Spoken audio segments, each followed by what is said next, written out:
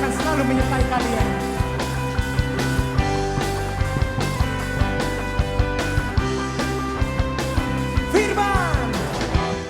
Firman terangi jalanku, perisai iman di setiap waktu, lindungiku dari segala, tak pernah aku ragu, karena Dia bersamaku, setia menjaga dengan kuasa mulia. Hanya di dalam namanya Yesus ya sumber pengharapan di sepanjang hidupku. Hanya di dalam kuasanya pasti tersedia kemenangan bagiku selama-lamanya. Kita mau lebih dahsyat lagi untuk Tuhan kita.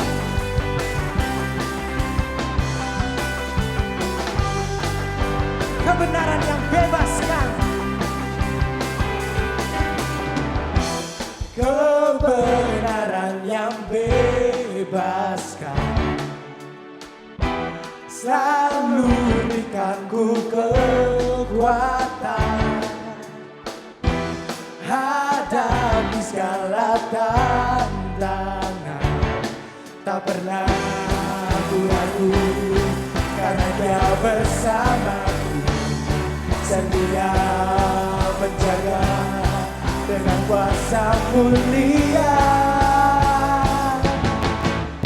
Hanya di dalam namanya Yesus ya sumber pengharapan di sepanjang hidupku.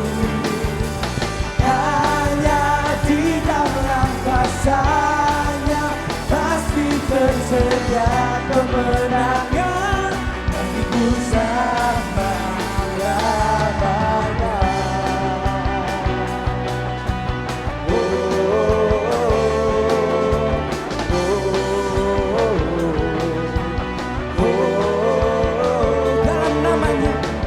Dalam namanya ada pengharapan, dalam kuasanya kemenangan. Dalam namanya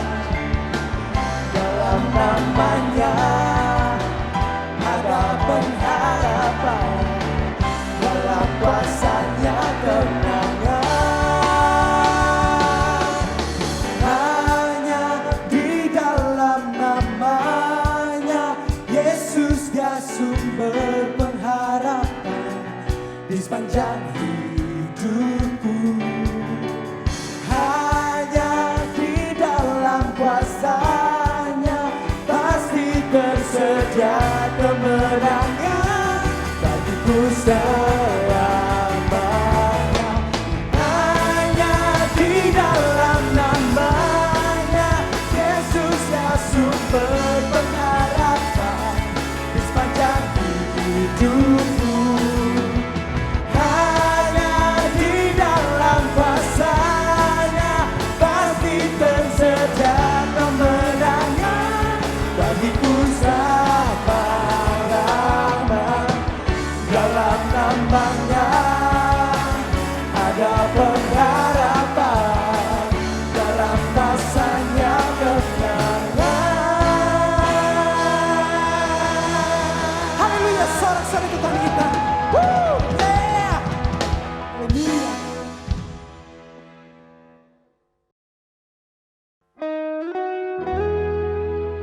Hanya ada satu nama yang memiliki kuasa.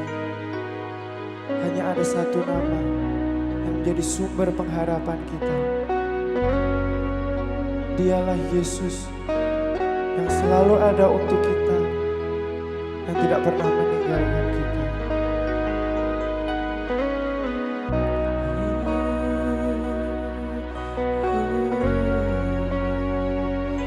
Satu nama yang ajaib, nama yang beri penghiburan, satu nama yang perkasa, nama yang beri kekuatan.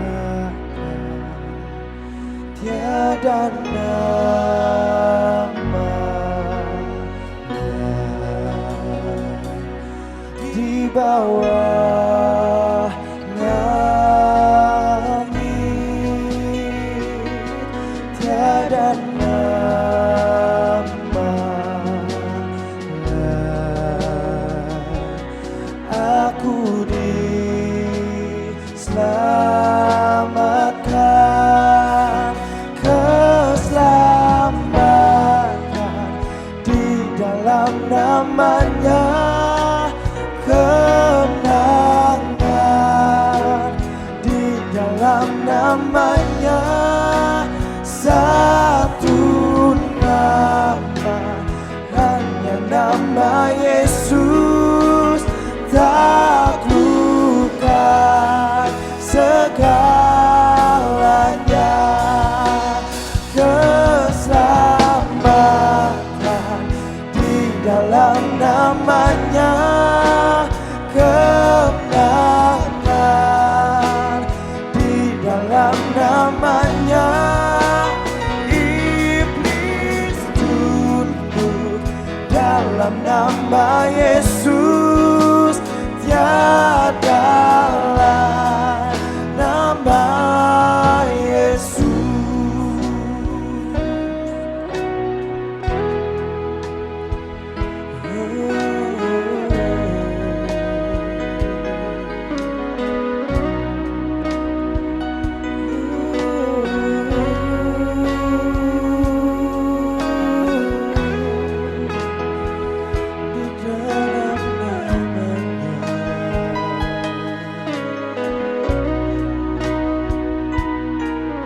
Mari sama-sama nyanyikan satu nama yang ajaib. Satu nama yang ajaib, nama yang menghibur. Satu nama yang perkasa, nama yang kekuatan. Mari sama-sama nyatakan dengan iman kita. Nama di bawah langit, tiada nama lain.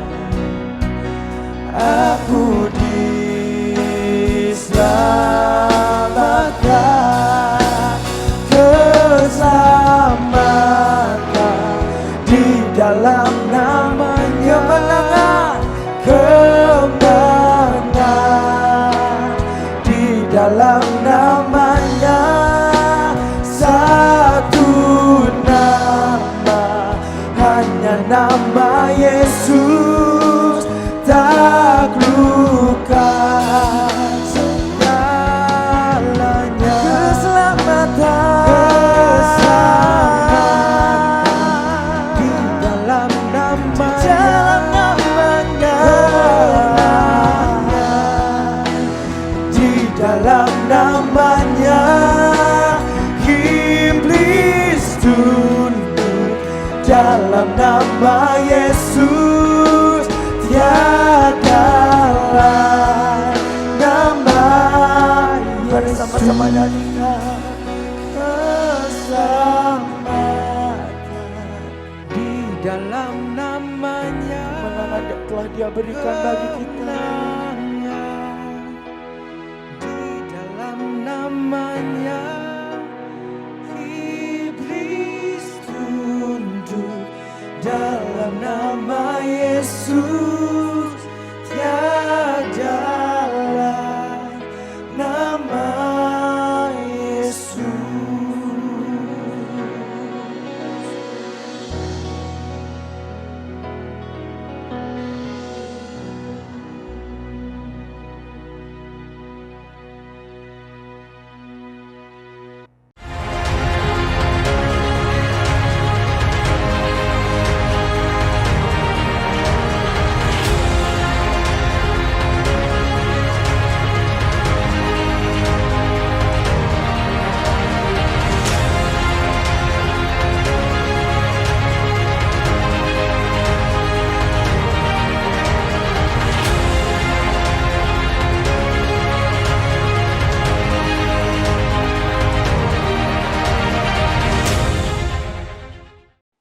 seperti kita ketahui, di Bali ini ada banyak tempat penginapan, baik hotel maupun villa, dari yang berharga sangat ngirit sampai harga selangit. Di samping itu, ada pula persewaan peralatan untuk menyelam, jasa sewa kendaraan bermotor dari yang gokil sampai kepada yang antik, maupun persewaan tempat yang eksklusif nan memukau untuk pernikahan lengkap dengan peralatannya, dan tentu saja juga pelbagai macam persewaan lainnya. Hal yang sangat lumrah dan biasa. Namun usaha yang dikerjakan oleh Japan Efficiency Corp, sebuah perusahaan yang berkantor di kota Tokyo, Jepang, terbilang unik dan menarik. Mengapa? Karena perusahaan ini bergerak di dalam bidang jasa menyewakan keluarga. Ya, bukan menyewakan mobil, bukan menyewakan rumah, namun menyewakan keluarga. Kebanyakan pelanggan dari perusahaan ini adalah orang-orang tua yang sudah tidak memiliki kesempatan untuk bertemu dengan anak-anak mereka karena anak-anak mereka tersebut kelewat sibuk bekerja. Nah, untuk mengobati rasa kesepian, maka orang-orang lanjut usia ini menyewa pribadi-pribadi yang dibayar untuk berperan sebagai anak, menantu, dan cucu mereka.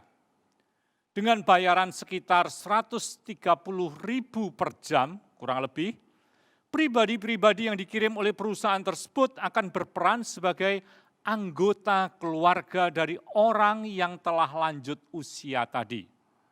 Anggota keluarga tanda kutip, anggota keluarga imitasi, mengunjungi para pengguna jasa mereka dengan mendatangi rumah mereka, menemani mereka sambil ngobrol dan makan malam, ataupun merayakan ulang tahun mereka.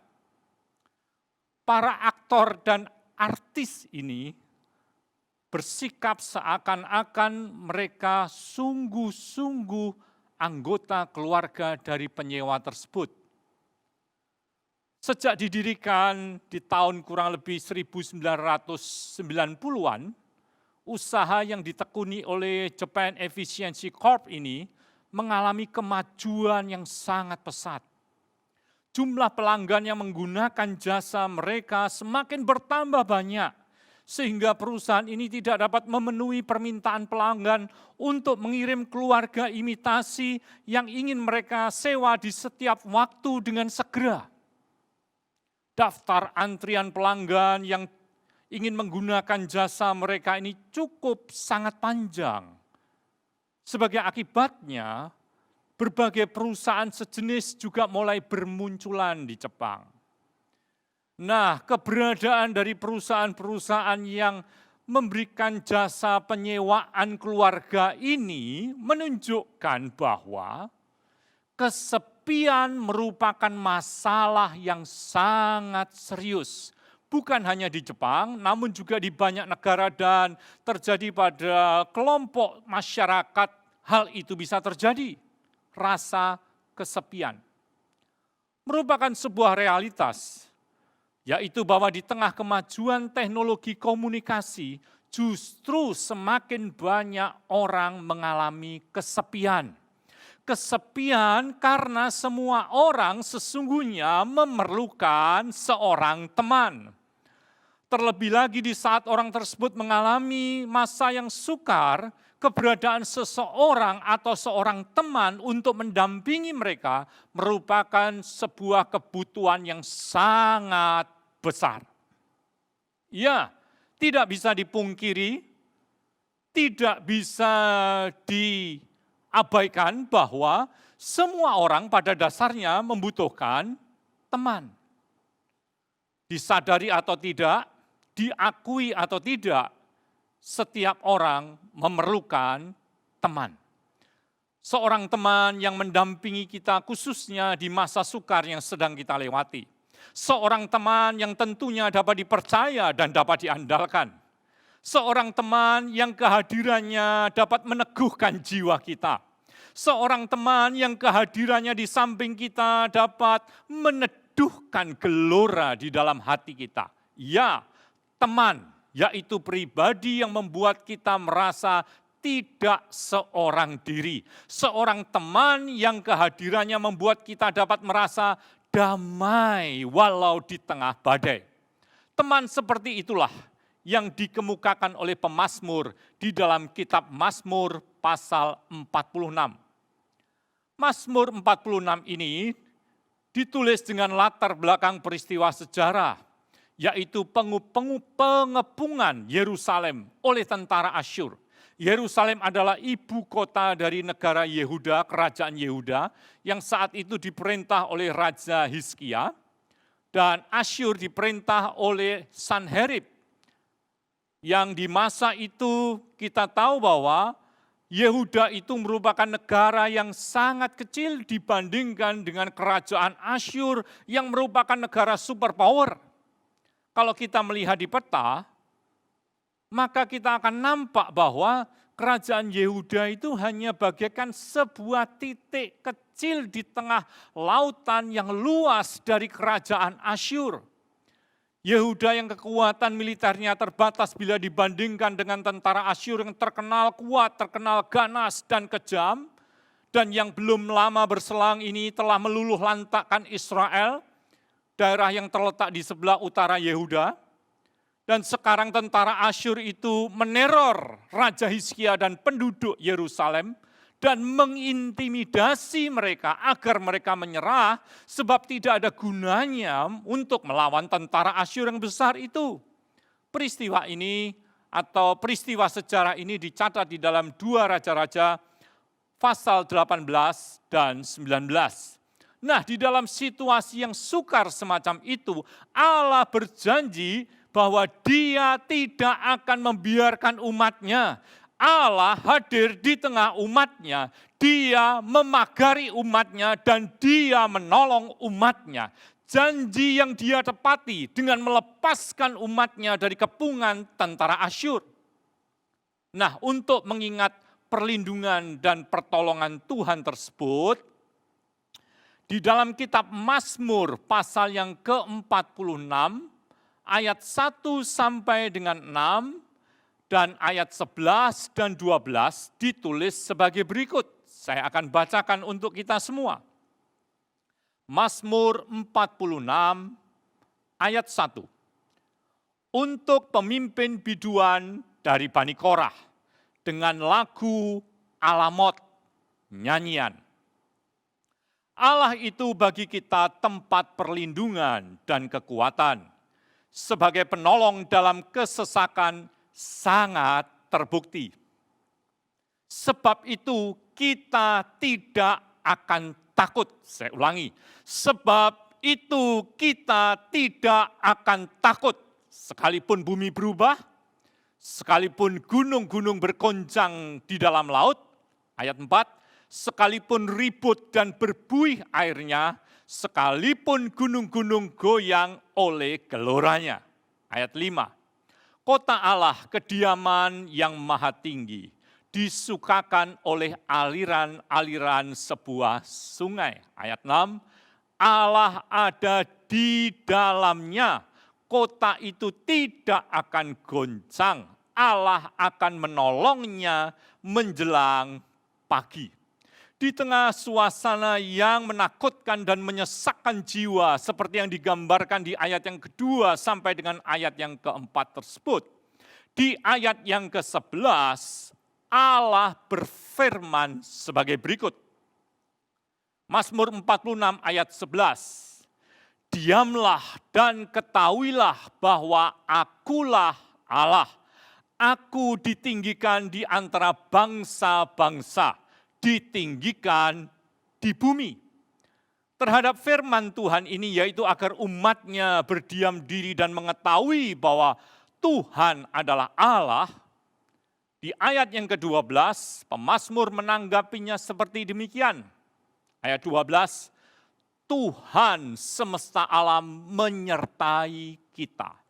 Kota benteng kita ialah Allah Yakub.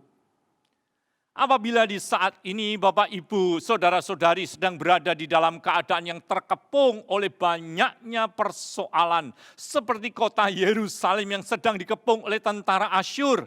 Dan kita merasa bahwa kita tidak berdaya untuk menghadapi persoalan tersebut. Sama seperti yang dirasakan oleh Raja Hizkia dan penduduk Yerusalem ketika menerima ancaman dari Raja Asyur ini. Ingatlah dua hal yang dikemukakan di dalam Mazmur 46 ini. Yang pertama adalah bahwa kita tidak seorang diri karena Allah hadir di situ. Di dalam segala keadaan, baik di masa suka maupun duka, baik di masa mudah atau sulit, saat kita mengalami keberhasilan atau kegagalan, di saat kita sedang tertawa gembira atau menangis sedih, sesungguhnya kita tidak pernah seorang diri karena Allah hadir di situ. Allah hadir di situ menemani kita. Kita tidak pernah seorang diri karena Allah senantiasa bersama dengan kita. Sehingga kita dapat berkata, I am not alone. Aku tidak seorang diri. Terutama di saat kita sedang mengalami masa yang sulit dalam kehidupan kita. Di situ kita menyadari betapa kita memerlukan kehadiran seorang teman bersama dengan kita. Seorang teman yang kehadirannya akan membuat kita tidak merasa kesepian dan serasa harus menanggung beban penderitaan itu seorang diri. Saya yakin setiap kita pasti pernah mengalami pengalaman yang semacam itu. Beberapa tahun yang lalu, sepulang dari kantor gereja, seorang teman menelpon saya agar saya datang ke rumahnya malam itu juga karena dia sedang dirundung masalah yang sangat pelik. Dan ketika saya baru mau masuk rumah, menerima telepon itu, dan akhirnya saya berjanji, oke, saya akan datang ke rumahmu sekarang. Nah, ketika saya sampai di rumahnya dan mendengar apa yang dia ceritakan, memang sangat ruwet persoalan yang sedang dia alami. Sehingga saya sendiri pun tidak tahu harus memberi nasihat apa pada saat itu. Saya hanya mendengarkan dan mendengarkan saja. Nah, belum sempat saya menyampaikan sesuatu, dia sudah mengatakan begini kepada saya. Terima kasih sudah mau datang malam-malam begini. Ada Konarmo, hati saya agak tenang. Ternyata kehadiran saya sedikit banyak telah membuat dia mengalami ketenangan. Bukan karena saya hebat, bukan. Hal ini menyadarkan kita bahwa kehadiran seorang teman, manakala dirinya sedang melewati pergumulan di dalam hidup ini atau mengalami masa yang sukar, kehadiran seorang teman bagi dia sangatlah berdampak. Memang di masa pandemi ini, Bapak, Ibu, Saudara-saudari, kehadiran kita secara fisik tidaklah seleluasa saat sebelum masa pandemi. Walaupun kehadiran kita sebagai teman sangat terbatas. Tidak perlu berkecil hati. Walaupun kita jarang bertemu, bertatap muka satu dengan yang lain, jangan berkecil hati. Saya ingin beritahu, kita memiliki teman. Kita tidak seorang diri, sehingga kita dapat berkata, I am not alone. Karena setiap Anda punya teman. Teman yang tidak dapat dibatasi oleh ruang dan waktu. Seorang teman yang dapat dipercaya dan diandalkan. Seorang teman yang sejati, yang tidak pernah meninggalkan kita dalam keadaan suka maupun duka. Seorang teman seperti yang dituliskan di dalam Mazmur 46, yaitu Allah sendiri.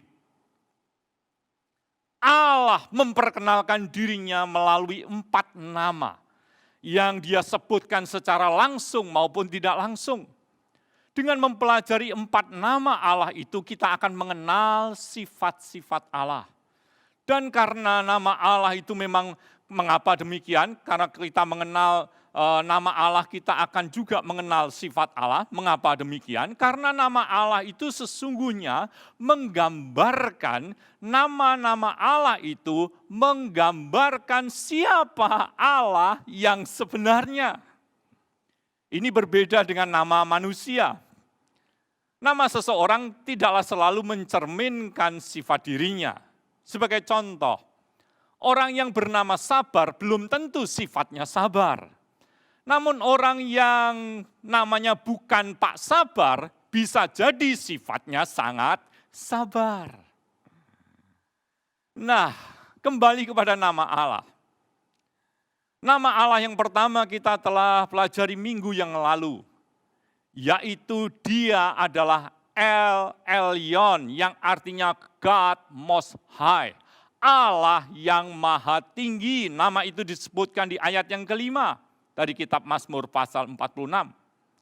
Dan nama yang kedua yang kita akan pelajari hari ini, yaitu Jehovah Shammah, yang artinya the Lord is there.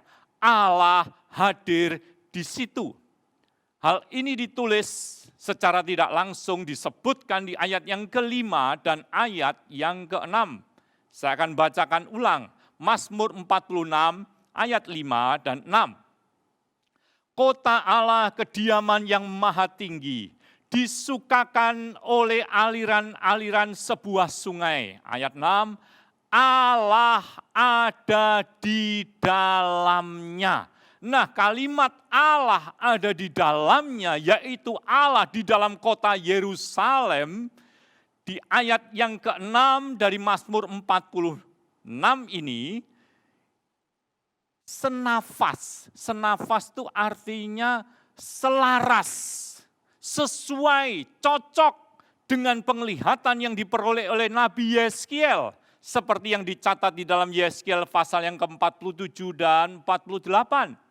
Di situ Nabi Yeskiel menuliskan bahwa dia melihat penglihatan tentang kota Yerusalem dengan sebuah sungai yang mengalir keluar dari mezbah Allah yang ada di dalamnya. Kota Yerusalem, kota di mana Allah hadir di situ. Sehingga di dalam Yeskiel pasal 48 ayat 35 ditulis sebagai berikut. Sejak hari itu, nama kota itu ialah Tuhan hadir di situ. Tuhan hadir di situ. Atau di dalam Mazmur 46 ayat 6 disebut Allah ada di dalamnya. Tuhan hadir di situ, atau di dalam bahasa Ibraninya adalah Jehovah Shammah. Singkat kata, dengan berkata di dalam Mazmur 46 ayat 6, yaitu bahwa Allah ada dan hadir di kota Yerusalem, maka pemazmur ini secara tidak langsung dia menyebut nama Allah, yaitu bahwa Dia, Allah itu adalah Jehovah Shammah. Allah hadir di situ. The Lord is there. Jehovah Shammah artinya Allah hadir dan menyertai umatnya. Jehovah Shammah artinya Allah hadir dan tidak meninggalkan umatnya. Saya percaya Allah hadir dimanapun Bapak, Ibu, Saudara sekarang ini berada. Allah tidak meninggalkan Bapak, Ibu, Saudara-saudari. Bukan hanya di masa pemulihan seperti yang dilihat oleh Yeskiel, Allah hadir di tengah umatnya. Namun juga di masa sukar seperti yang dialami oleh Hizkia dan penduduk Yerusalem, Allah hadir di tengah umatnya. Bukan hanya di masa yang mudah saja Jehovah Shammah itu menyertai kita, tetapi di masa yang sukar Dia juga tetap menyertai kita. Bukan hanya di padang rumput yang hijau saja, Yesus Sang Gembala yang baik itu menyertai kita. Namun ketika kita harus berjalan melewati lembah kekelaman sekalipun, Dia tetap menyertai kita. Ya, di setiap musim kehidupan dan di setiap keadaan yang kita alami, kita tidak seorang diri karena Allah hadir di situ. Allah ada bersama dengan kita. I am not alone. Aku tidak seorang diri. Bapak, Ibu, Saudara-saudari memiliki seorang teman. Namanya Jehovah Shammah. Allah hadir di situ. Kalau orang-orang di sekitar kita mungkin tidak bisa mengerti keadaan kita, atau teman baik kita sekalipun, orang yang dekat dengan kita tidak bisa memahami perasaan kita. Bahkan kalau orang-orang yang kita percayai sekalipun tidak peduli dengan beban berat yang sedang kita tanggung. Ingat, jangan pernah merasa seorang diri. Kita tidak akan pernah merasa kesepian, kita tidak seorang diri karena Allah hadir dalam hidup kita. Jehovah Shammah ada bersama dengan kita. I am not alone, aku tidak seorang diri. Yang kedua, di tengah masa sukar kita harus mengingat bahwa kita dapat mengalami sela atau damai di tengah badai karena Allah hadir di situ. Saya ulangi, kita dapat mengalami damai di tengah badai karena Allah hadir bersama dengan kita. Itulah yang dikemukakan oleh pemazmur dengan berkata di ayat yang ke-5 dan yang ke-6 sebagai berikut. Saya akan bacakan kembali. Ayat 5, kota Allah, kediaman yang maha tinggi, disukakan oleh aliran-aliran sebuah sungai. Allah ada di dalamnya, kota itu tidak akan goncang. Allah akan menolongnya menjelang pagi. Di tengah badai yang dahsyat dan yang menerpa dirinya seperti yang digambarkan di ayat yang ketiga dan ayat yang keempat, kota Yerusalem tidak akan goncang karena Allah ada di dalamnya. Di tengah kepungan tentara Asyur yang begitu banyak jumlahnya, Yerusalem tidak akan goyah karena Jehovah Shammah ada di dalamnya.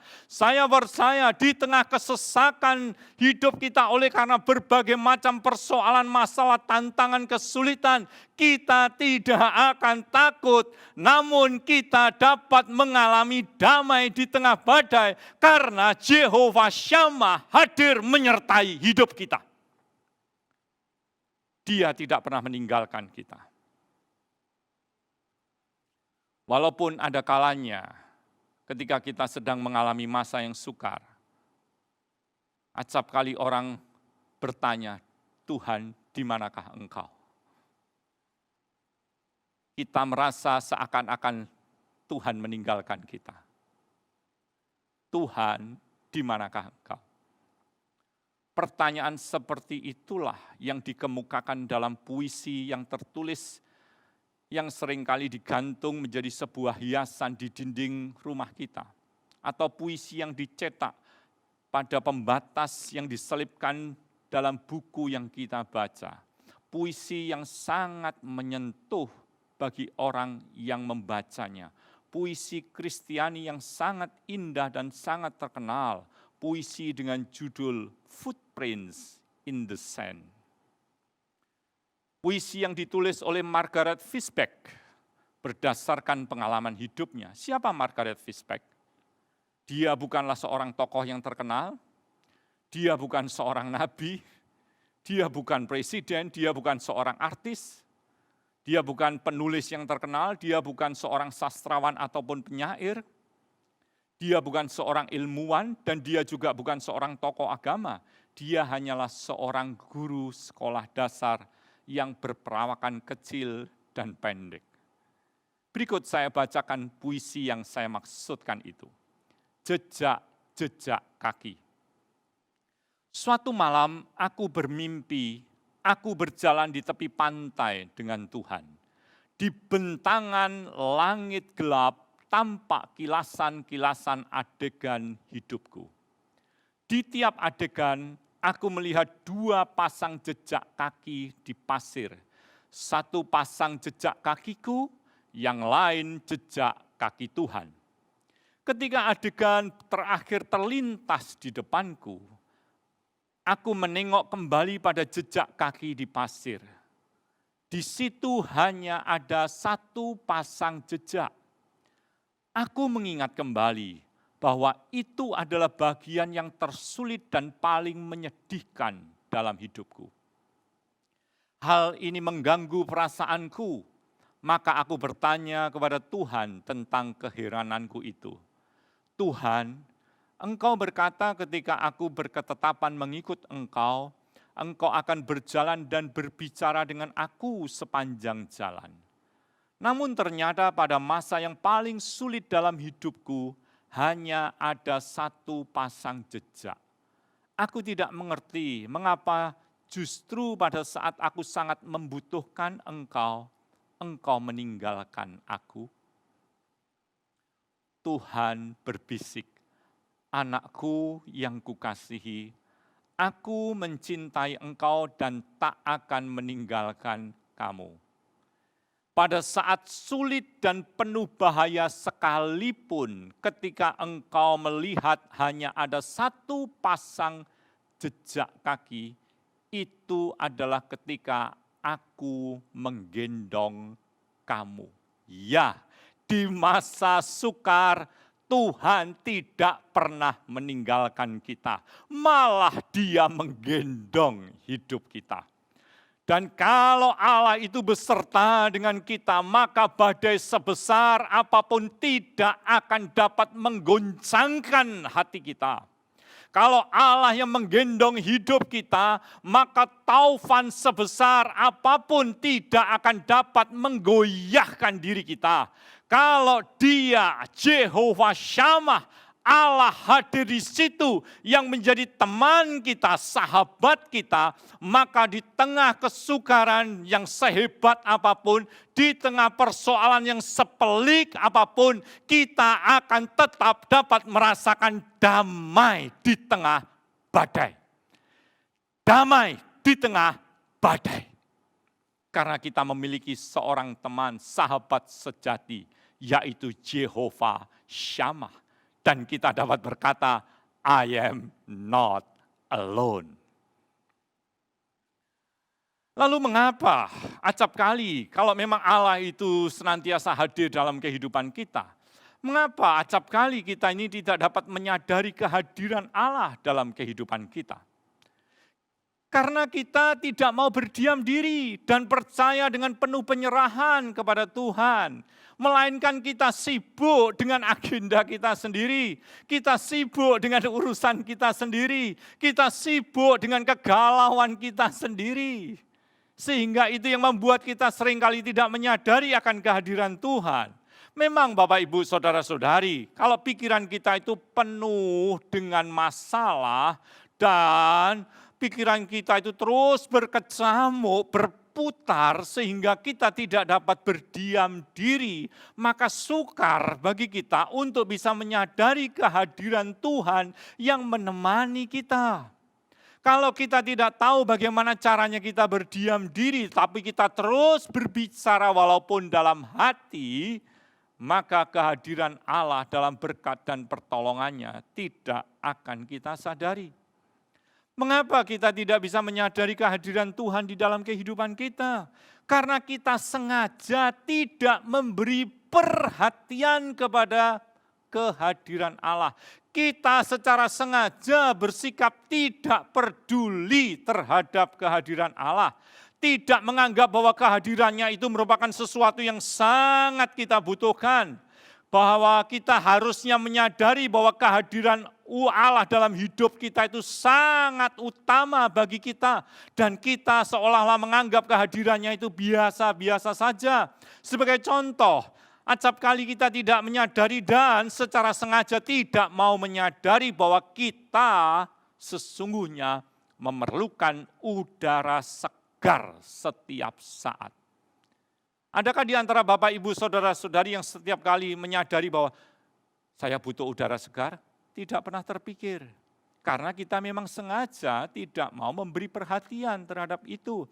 Kita baru ingat betapa pentingnya udara segar itu dalam hidup kita ketika kita terasa sesak nafas. Baru di situ kita menyadari bahwa udara segar itu sangat kita perlukan.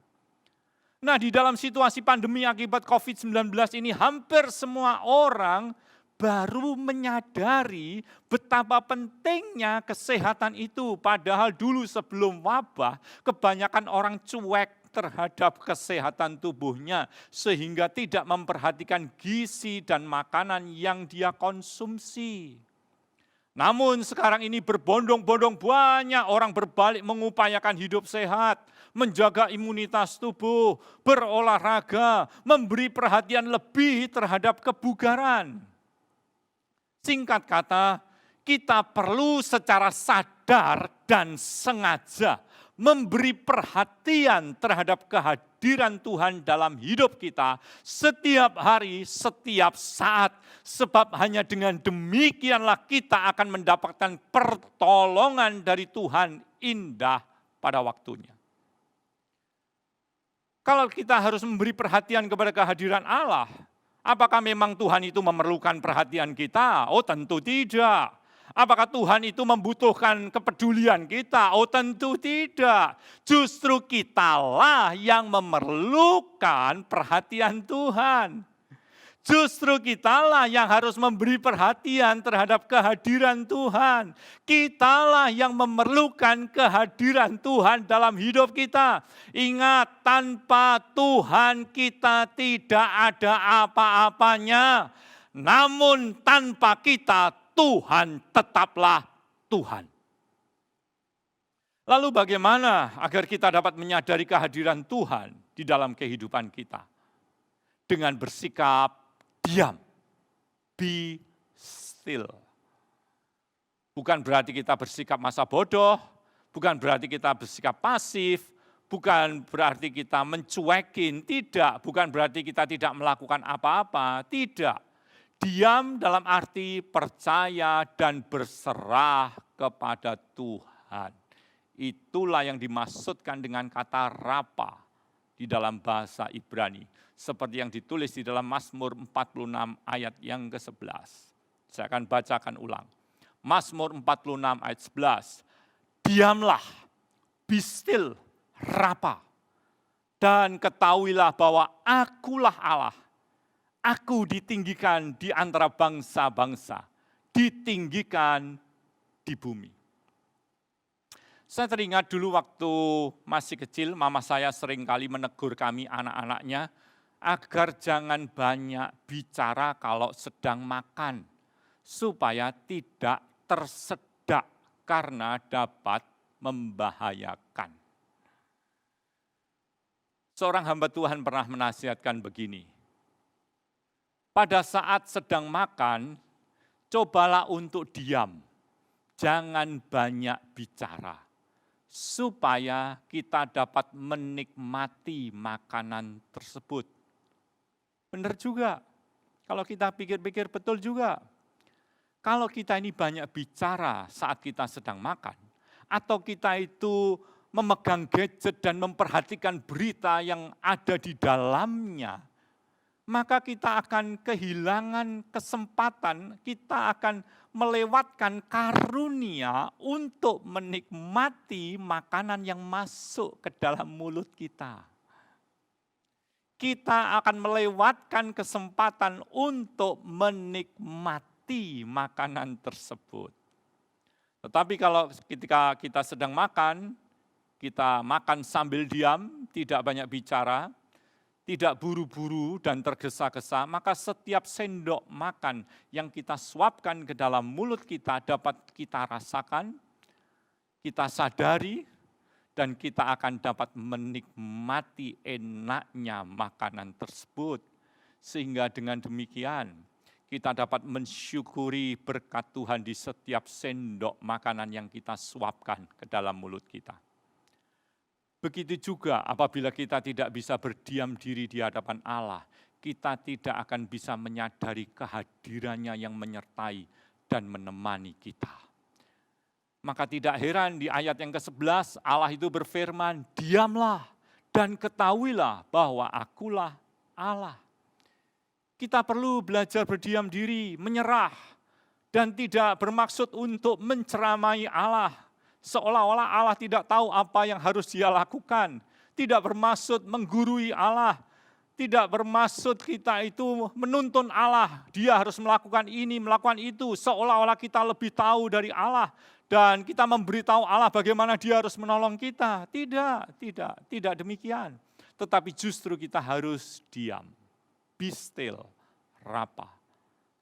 Seperti juga yang ditulis di dalam Yesaya pasal 30 ayat 15. Berkata demikian, di dalam tinggal tenang dan percaya terletak kekuatanmu. Dengan diam, tinggal tenang dan percaya kepada Tuhan, kita akan menyadari kehadirannya yang menyertai kita.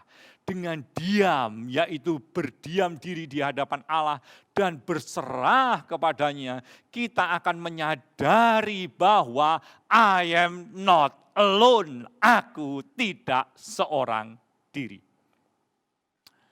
Nah, bagaimana kita dapat berdiam diri di hadapan Allah? Sikap ini merupakan suatu sikap yang sangat tidak mudah bagi kebanyakan orang.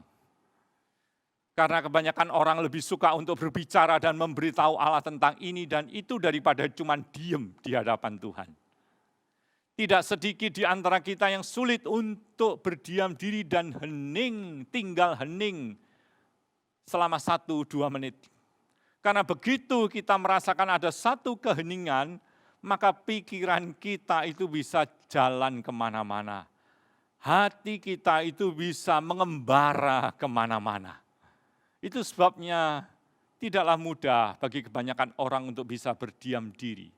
Nah, minggu depan dan minggu selanjutnya selama 2 minggu berturut-turut, kita akan melalui ibadah online ini kita akan belajar bagaimana langkah-langkah praktis untuk berdiam diri di hadapan Allah.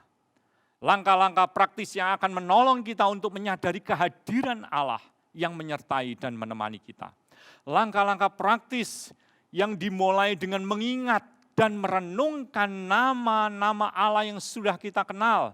Dengan mengingat dan merenungkan nama Allah, kita akan bisa mengenal sifat-sifat Allah.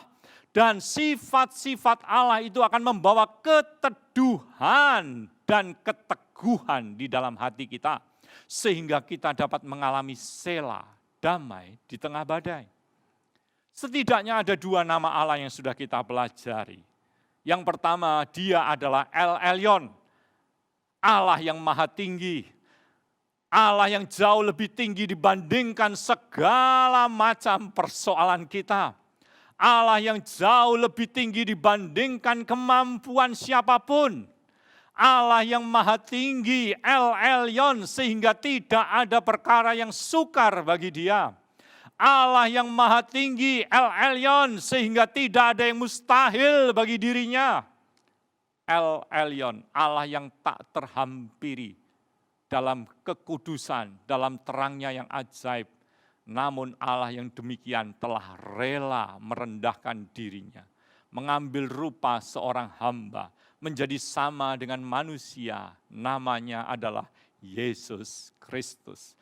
Pribadi yang maha mulia, yang rela menanggung kehinaan, bahkan menderita sengsara sampai mati di atas kayu salib bagi kita, manusia hina yang tidak layak. Nama yang kedua yang kita pelajari hari ini, yaitu Jehovah Shammah. Allah hadir di situ. The Lord is there. Allah yang tidak pernah meninggalkan kita, namun menyertai kita selama-lamanya.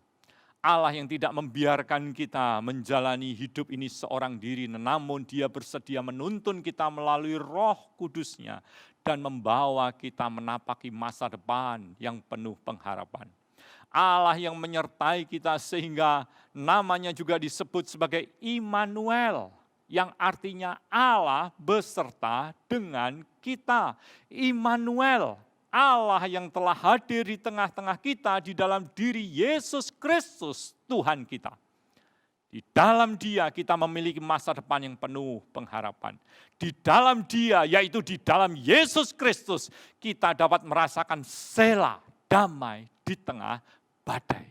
Di dalam Dia, yaitu Yesus yang setia, kita memiliki sahabat yang tidak pernah meninggalkan kita. Sahabat yang setia di setiap musim kehidupan kita, sehingga kita tahu bahwa kita tidak akan pernah seorang diri. I am not alone. Dimanapun Bapak, Ibu, Saudara-saudari sekarang ini berada, saya mengajak Anda untuk menyanyikan lagu ini bersama dengan saya. Sebuah lagu yang telah memberkati kehidupan saya dan saya percaya juga akan memberkati, meneguhkan, menguatkan kehidupan Bapak, Ibu, Saudara-saudari. Engkau ada bersamaku di setiap musim hidupku.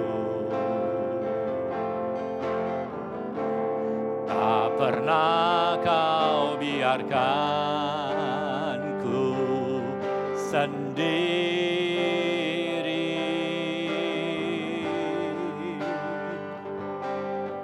Kekuatan di jiwaku adalah bersamamu. Tak pernah ku ragukan kasih-Mu.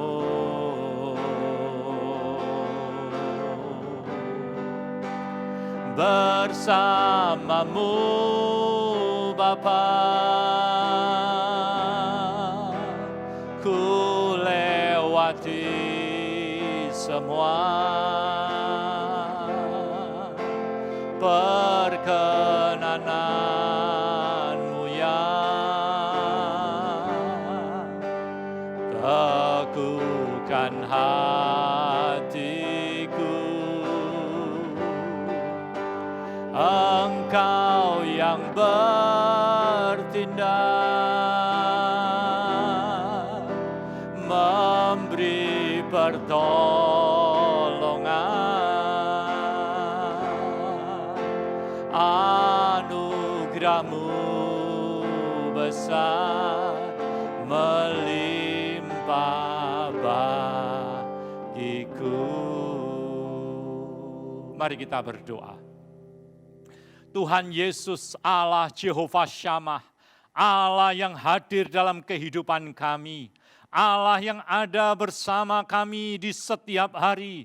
Engkau tidak pernah membiarkan dan meninggalkan kami seorang diri, namun Engkau senantiasa menyertai kami, terutama di tengah masa sukar akibat pandemi ini. Di saat kami sedang terkepung oleh banyaknya kesukaran, sehingga seakan-akan tidak ada jalan keluar, kami percaya Engkau senantiasa hadir menyertai kami. Dan kehadiran-Mu itu akan membuka pintu pertolongan bagi kami. Pertolongan dalam pekerjaan kami, pertolongan di dalam keluarga kami, pertolongan bagi masa depan anak cucu kami, dan pertolongan dalam setiap pergumulan hidup kami. Pertolongan yang datang dari El Elyon, Allah yang Maha Tinggi. Kehadiran-Mu akan membuka jalan di saat tiada jalan. Di dalam Engkau tidak pernah ada kebuntuan, melainkan selalu ada terobosan. Ya Tuhan, kehadiran-Mu dalam hidup kami akan membawa terobosan bagi kami. Terobosan di dalam kesehatan, terobosan dalam keuangan, terobosan di dalam kesejahteraan, dan terobosan di dalam keberhasilan. Bahkan kehadiran-Mu dalam hidup kami membuat kami tidak akan goyah ditelan badai, namun justru kami akan mengalami sela damai di tengah badai, karena kehadiran-Mu sanggup meneduhkan badai kehidupan apapun. Oleh karena itu, tuntun dan bimbing kami agar dapat bersikap diam dan percaya dengan penuh penyerahan kepada-Mu dalam segala hal yang kami lakukan setiap hari. Sebab hanya dengan demikian kami akan dapat menyadari kehadiran-Mu dan mendengarkan tuntunan-Mu yang membawa kami mengalami hidup yang berkemenangan. Kami memerlukan kehadiran anugerah-Mu Tuhan dalam perjuangan bangsa kami Indonesia di dalam menghentikan penyebaran virus ini. Karena kami yakin di dalam kehadiran-Mu, di dalam kuasa-Mu yang tak terbatas, Engkau sanggup meneduhkan badai kehidupan sehebat apapun. Jemaat yang Tuhan kasihi, terimalah berkat dari Allah Bapa, Putra, dan Roh Kudus. Berkat yang terindah, berkat yang termulia, berkat yang terbaik, berkat yang istimewa, berkat di dalam nama Tuhan Yesus Kristus. Kami berdoa. Amin.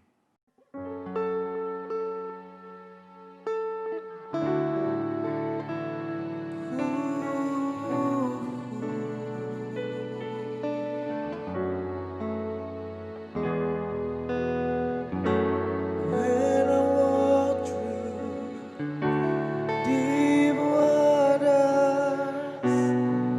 know that you will be with me. When I'm standing in the fire, I will not be overcome. Through the valley of the shadow, I will not fear. I am not alone. I am not alone. You will go before me. You will never leave me. I am not alone. I am not alone. You will go before me. You will never leave me. You amaze me, receive me. You call me as your own. You amaze me, receive me. You call me as your own. You amaze me, receive me. You call me as your own. I am not alone. I am not alone. You will go before me. You will never leave me. I am not alone. I am not alone. You will go before me. You will never leave me.